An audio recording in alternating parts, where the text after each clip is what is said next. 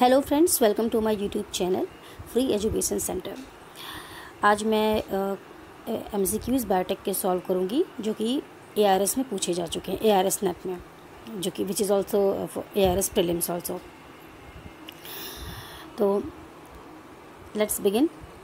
Who coined the term chromatography? Chromatography सबसे पहले क्या है? क्रोमेटोग्राफी एक टेक्निक है, एक मेथड है ऑफ एनालिसिस एंड सेपरेशन, जिसमें ऑर्गेनिक और इनऑर्गेनिक कंपाउंड इनको हम सेपरेट करते हैं। ये एक प्रिंसिपल पे बेस्ड है। इसका ये डिटेल में समझना है तो मैं इसके लिए नेक्स्ट लेक्चर बना सकती हूँ, क्योंकि ये बहुत अच्छा टॉपिक है क्रोमेटोग्राफी, और इसके बहुत से एप्लीकेशंस भी हैं और ये जनरली पूछा भी जाता है एग्ज़ाम्स में। तो अभी तो राइट नाउ अभी के लिए मैं बता देती हूँ। माइकल स्वेफ्ट, इन्होंने इसे क्वाइन किया था 1906 में। इन्हें हम फादर ऑफ क्रोमेटोग्राफी भी कहते हैं। ठीक है, next, which method of protein purification is best? तो प्रोटीन प्योरिफिकेशन, ये क्रोमेटोग्राफी जो भी हमने पढ़ा, ये प्रोटीन प्योरिफिकेशन इसके थ्रू हम अचीव कर सकते हैं, जिसमें से बेस्ट मेथड क्या है? Affinity chromatography. एफिनिटी क्रोमेटोग्राफी क्या है, इसको भी समझाने के लिए मुझे एक सेपरेट लेक्चर बनाना पड़ेगा, क्योंकि ये सब जो टेक्निक्स हैं इनके अच्छे खासे प्रिंसिपल हैं, ऑब्जेक्टिव हैं, और ये कैसे होता है, ये एक काफ़ी बढ़िया है, इंटरेस्टिंग है, मतलब जैसे पढ़ना हो तो। Next, advanced back cross cuticle analysis coined by which scientist? Advance back cross cuticle analysis क्या है? ये तो मेरा फेवरेट टॉपिक है। इसके ऊपर तो मैं सेपरेट लेक्चर बनाऊंगी, क्योंकि ये टॉपिक मुझे बहुत पसंद है, क्यूटिकल एनालिसिस। अब इसे क्वाइन किसने किया, अभी तो यही जान लीजिए एग्जाम के लिए। टैंक्सली एंड नेल्सन, कब? 1996 में। ठीक है, next, features of RFLP marker. Next, again this is my favourite topic, molecular marker, RFLP marker. आपका RFLP क्या है? Restriction, fragment, length, polymorphism. एक मार्कर पे मैं एक लेक्चर बनाऊंगी, क्योंकि ये सब टॉपिक्स तो मुझे बहुत ही पसंद है, उनको डीप में जाना मुझे बहुत ही अच्छा लगता है। इसका फीचर है कि ये बहुत ही कॉमन चीज़, कोडोमिनेंट मार्कर है ये। इसे तो एकदम रट के रखिए, ये तो क्वेश्चन आना ही आना, एक क्वेश्चन तो पक्का ही आता है, ये मार्कर कौन सा, डोमिनेंट, कोडोमिनेंट है या क्या है? RFLP मार्कर क्या है? कोडोमिनेंट है। इसके और भी बहुत से फीचर्स हैं, बहुत से एडवांटेजेस हैं, डिसएडवांटेजेस हैं। इसका प्रिंसिपल भी बहुत ही अच्छा है, तो इसके लिए एक सेपरेट लेक्चर तो बनता ही है। Next, vitrification occurs due to which reason? पहले तो विट्रिफिकेशन क्या है?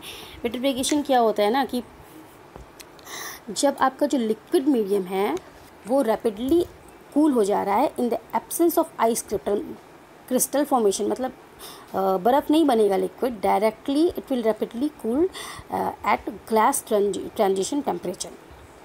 तो ये क्या है? ये एक ultra rapid method of cryo preservation है। यहाँ पे क्या होता है? Solidification of liquid into solid which occurs due to the increasing viscosity when this is not prevented by nucleation and crystal growth। होता क्या है यहाँ पे? जो थर्मल एनर्जी होती है पार्टिकल्स की, that become insufficient for molecules to overcome the potential barrier. तो इससे क्या होता है कि वो आपका ये आइस क्रिस्टल फॉर्मेशन नहीं कर रहा है बीच में जो है, और वो डायरेक्टली क्या है? सॉलिडिफाई हो जा रहा है। ठीक है, तो ये इसका प्रिंसिपल है। Next, deficiency of calcium, magnesium, phosphorus, potassium causes with symptoms in leaves.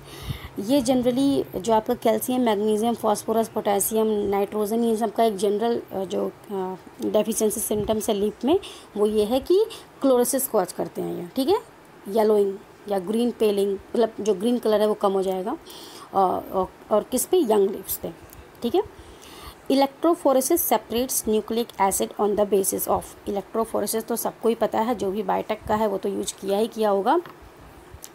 ये न्यूक्लिक एसिड को सेपरेट करता है बोथ साइज और चार्ज की बेसिस पे। ठीक है, इलेक्ट्रोफोरेसिस की भी प्रिंसिपल बहुत अच्छी है, काफ़ी बढ़िया है इसका टेक्नोलॉजी। इसको अगर आप समझें कि कैसे ये सेपरेट कर रहा है कैथोड एनायन, कैसे पार्टिकल मूव कर रहे हैं, अगर आप इसे सोचें और देखें तो बहुत ही मज़ा आता है इसे पढ़ने में और समझने में भी। और ये तो मतलब एक कॉमन एक्सपेरिमेंट है जो सबको ही करता है। इसे किसने क्वाइन किया है ये भी पता होना चाहिए, केमिस्ट आर्नी टिसेलियस। ठीक है, तो इसका आंसर होगा both size and charge. How much copies of amplicon produced after 30 cycles in PCR? तो PCR की हर एक साइकिल, मतलब नंबर ऑफ n के साथ 2 की पावर n एम्प्लीकॉन्स प्रोड्यूस होते हैं, ये इसका प्रिंसिपल है।